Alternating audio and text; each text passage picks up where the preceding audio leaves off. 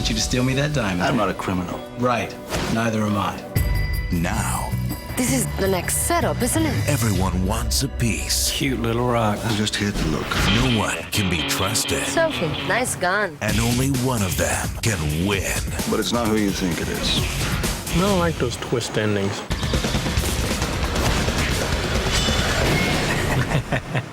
After the Sunset, directed by Brett Ratner, rated PG-13. I want you to steal me that diamond. I'm not a criminal. Right. From the director of Rush Hour, The third Napoleon diamond. It's the only one you haven't stolen. Allegedly. now, Let's do this. behind every heist, I want to know how you're really going to do it. And you're going to tell me while we're fishing. there's always a catch. It's a shark. After the Sunset, Cauldron shaking. directed by Brett Ratner, rated PG-13. My first few scores were for the money. I mean, I needed money when I was young, and but after that, they slowly but surely became just adrenaline rushes. What made you realize that you had the skill to be able to get into these safes? I never stole much of anything when I was a child. I got started like on a whim. After high school, I ran into a guy who told me about a safe that was, he was working at a miniature golf course on a driving range. And I had no knowledge then of how to crack a safe open. So I spent 2 hours inside of this place after casing it for a while, trying to bang the safe open, and it didn't work. Then I tried to haul it away, and it took me all night to get it out of there. I finally got it in my car. I couldn't get it in the trunk. I back over the trunk, so I had to take the seat out, and I rode home sitting on the safe. The next day, I cut it open with an acetylene torch. I'm a guest in this home, and I have a safe in my room because I have a lot of watches, and I always like to have I a know, lot. I'm already trying to picture it. Well, I bought a little safe because I have a lot of cash, and I always carry it. I don't want to leave it out, and I don't know there's a lot of guests. I mean, you are just a fountain of information here. And it was about 100 pounds, maybe, not even. Would you bother breaking into it here, or would you take it with you? It depends on how easy it was to take it. I'd probably take it. Just take it. You know, I Put mean, it in the so car. much faster. Yeah, it's so much faster to take it. Yeah. I mean, do you have it secured in some way? No, actually, no.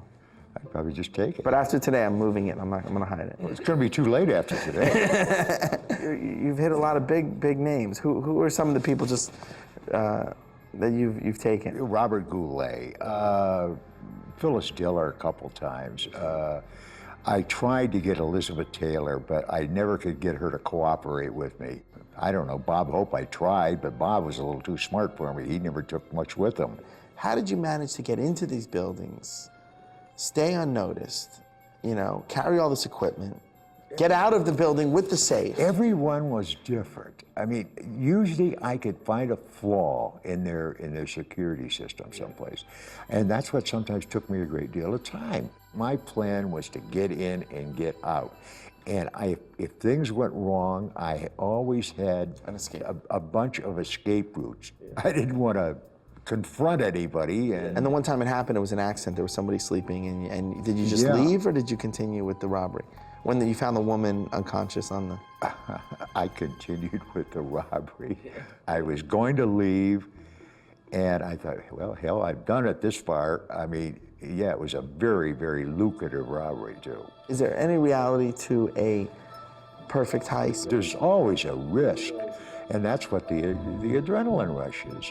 When you decided to rip off the mob, I mean, that was really a risky, because now your life, before the risk is going to jail, but now it's your life. With the mob, it was, ending up on the bottom of Lake Erie. What made you go that next step? I knew there was a lot of money there, and I figured I could get away with it. When you are in your 20s, I mean, you're indestructible. You think you can do anything. I must have carried in 500 pounds worth of tools into their office, which I had to cut a hole through the wall in an adjoining room to get into because it was an alarm. And after hauling all of these tools up there in the middle of the night, the safe was open, so I never got to test my skills. Now, when you pulled off your first heist, were you a married man? Yes, I was. You were? Yes. And your wife had no idea? No, my wife had no idea all the way along. You put a lot at risk. I mean, did you have children? Yes, I had 2 children at the And time. if their daddy went away to jail, it was It was going to be a very devastating thing. But you know, you always think you're going to get away with it. It's part of the adrenaline rush. I mean, you're risking your freedom, you're risking your life. That's why you kind of overlook the consequences. 'Cause Yeah, feel you like do. And you always think you can get away with it. Yeah, That's I mean, if you fascinating. don't think you can get away with it, then you're Then you not don't going to do do it, right? Right. Was it the addiction of the chance of getting caught? I loved the adrenaline rush. I really enjoyed it, and it was like the planning was part of it, putting the puzzle together was part of it, and I became addicted, slowly but surely. Was there something that happened that made you stop? That made me stop? No. You know, even when I got out of prison, I did 3.5 years in prison, and even when I got out, I thought one more to try to recoup some of my losses. What about your conscience? What about guilt? What about, I mean... My conscience was not a big problem at that time. I think as I've gotten older, my conscience bothers me a little more. Yeah. And I say a little more because in some cases it doesn't bother me at all. At the end of the day, looking back now, reflecting back, was it all worth it? You know, numerous people have asked me that, and I really, was it all worth it? Monetarily, no. If I would have stayed in the real estate business, I would have done much better. It's definitely an interesting life, to say the least, you know. It's a different life. It's a different life. It's cost me a lot of money, a lot of heartache, a lot of time, a lot of freedom, and it's cost me a nice wife and family. Do you think about it anymore? I think about it all the time. I always think about it. What would it take to bring you back, to get you to do one last job? What would it take? I don't know. If I gave you a list, because I know a lot of people in Hollywood, of maybe 20 or so people that have a lot of jewels, can you take their jewels and split it with me 50-50? Would that be cool? Wait a minute. I think it'd be more like 75-25. Okay, that's it. I mean, I'm the one that's taking the chance. All right, you got a deal. I certainly would not make the same mistakes again, but would I take the same chances? I might. Hello, I'm Mark Helfrich, the editor of After the Sunset. Now, this movie could hardly be considered a heavy visual effects film. However, there were approximately 150 visual effects in it, some very subtle, and hopefully none noticeable. Basically, we use the visual effects to enhance or replace or erase elements already within the shots. Here are a few examples of the visual effects in After the Sunset. We needed an establishing shot of Max and Lola's house before Stan breaks into it. Unfortunately, the only one we had all the windows and shutters open, so we had to digitally close the shutters. This shot of Max and Lola talking on the beach was shot on a very overcast day.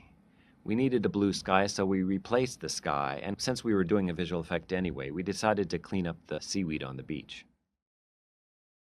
Here's a shot where Lola's looking at the diamond. Now, this was not a real diamond, so we decided to add sparkle to it. In fact, we added sparkle to all the shots of the diamond.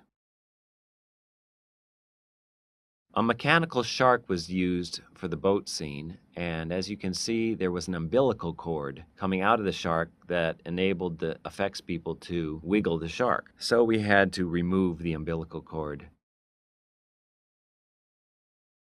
I needed an establishing shot of the Seven Seas Navigator, and there wasn't one. So we made one by erasing the tightrope walker from the cleaner's getaway scene. A lot of the underwater sequence was shot in a tank where there were no fish. We felt we needed some fish to give it that sense of reality, so we added some digital fish. In this shot, we added a manta ray. This shot of Lola doing yoga was actually shot in Culver City, California, not in the Bahamas. It's a green screen shot, as you can see, so we added a background. This is the background plate of the sea and the sky. Also, in the lower left of the frame there, you can see a candle. We added a flame because it seemed like the right thing to do for yoga. You see this shot of Lola sitting alone on her deck? It's a deceptively simple-looking shot. However, it took a great deal of effort to create. At one time in the movie, there was a scene where Lola and Max sat together on the deck and spoke. I took this wide shot of Lola talking to Max and erased Max from the foreground. Unfortunately, Lola was always talking, so now I had a shot of Lola talking to no one on her deck. I found a close-up take of her when she was looking plaintively out to the sea, shrunk that head and put it on the body of the wide shot. So this simple shot was created by erasing Max, cutting off the head of Lola, and replacing it with another head of Lola.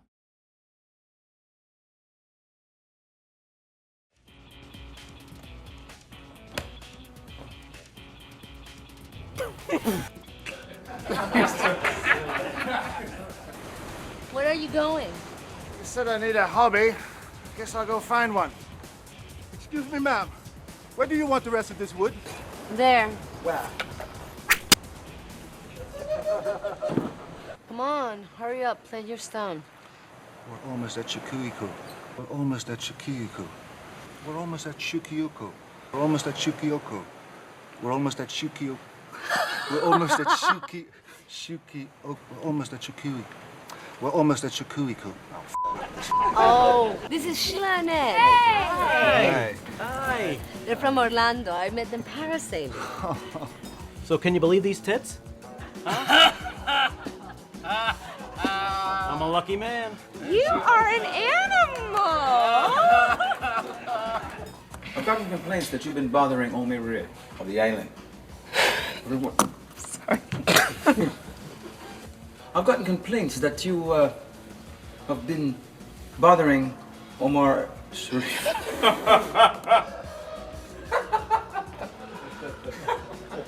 Got complaints that you've been bothering. Hey! Sorry, sugar. Sorry. Nice.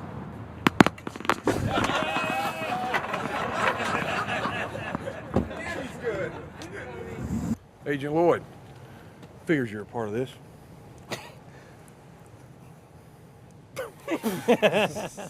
Agent Lloyd, figures you're a part of this.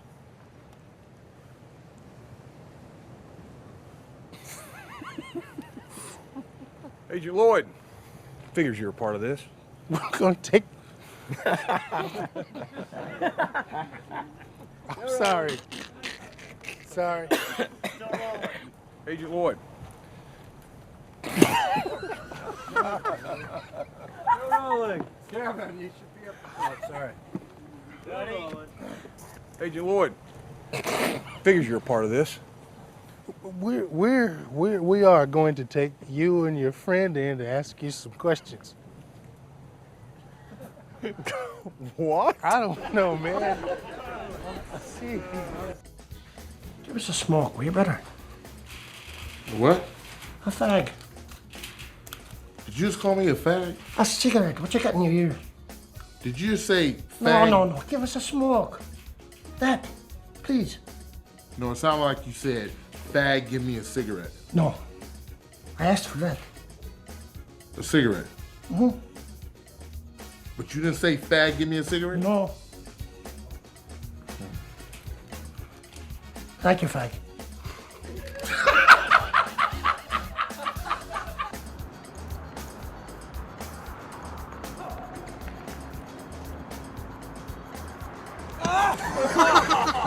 There's only one thing I like eating more than lobster. Huh? Man, I love pussy!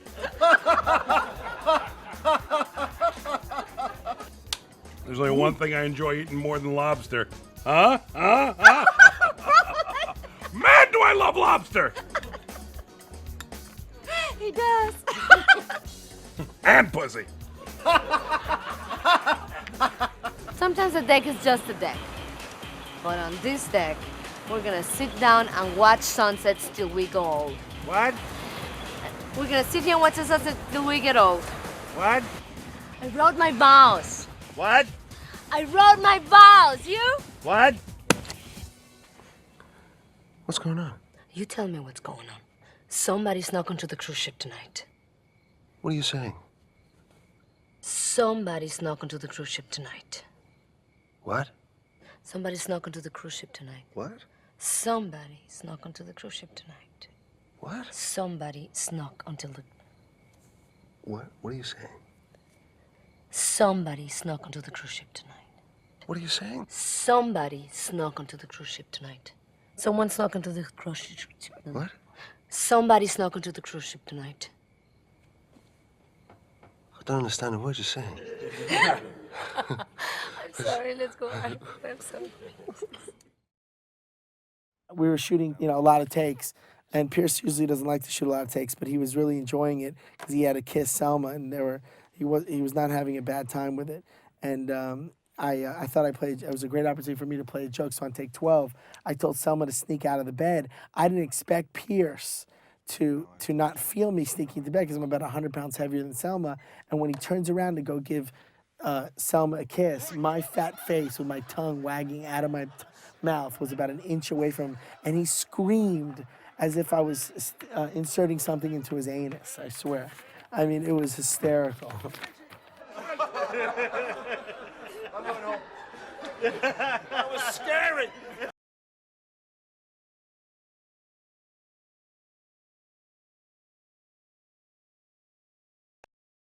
This is Max and Lola acting out the dialogue in the bug scene when Woody is listening to them over the headsets. Consolation prize for you. Oh, show me. Oh, that's good. Oh, that's so good. Oh, yeah.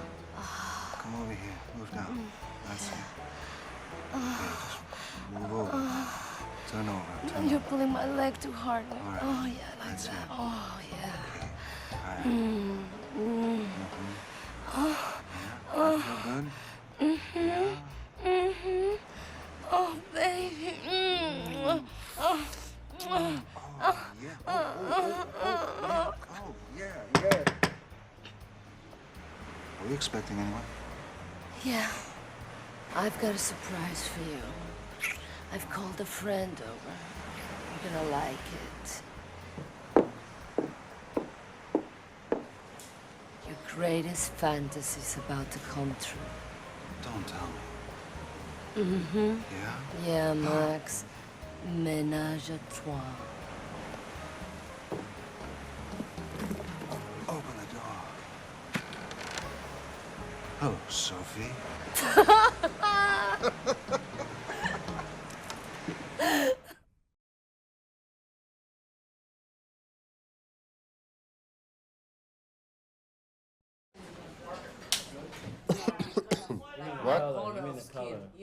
I shoot a lot of takes, and Don, is not going to just sit there and kind of just... I asked him to say some stuff to the models. He was reading them about Homer and syphilis, and I just think it's brilliant stuff.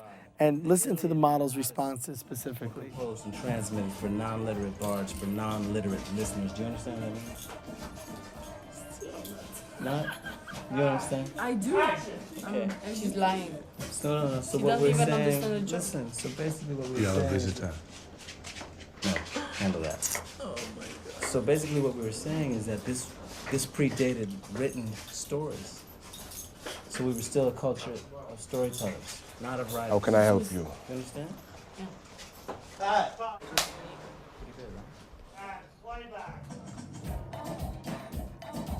For a similar example in humans, we have only to consider the surprising evolution of syphilis. You need to listen to this very carefully. Oh my God, that's a deep word. Yes. Today, our two immediate associations of syphilis are genital sores. Remember when you went through that, Val? Yeah. Clean that up. And a very slowly developing disease leading to the death of many untreated victims only after many years. Okay? However, when syphilis was first definitively recorded in Europe in 1495, I don't want to read about this after dinner, it's making me sick. We're going to go on to... Oh, let's talk about the blueprints and borrowed letters.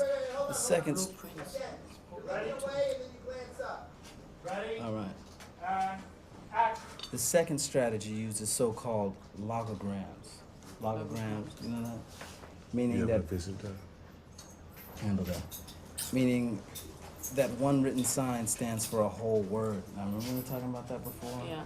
In the hieroglyphs. Yeah. So one sign is saying a whole word, and also in Chinese. You see that? Not just in Chinese. No, not just in Chinese. Yeah, you have Egyptian too. Egyptian, Japanese, or Japanese. Yeah, Japanese is Mayan glyphs, Sumerian cuneiform.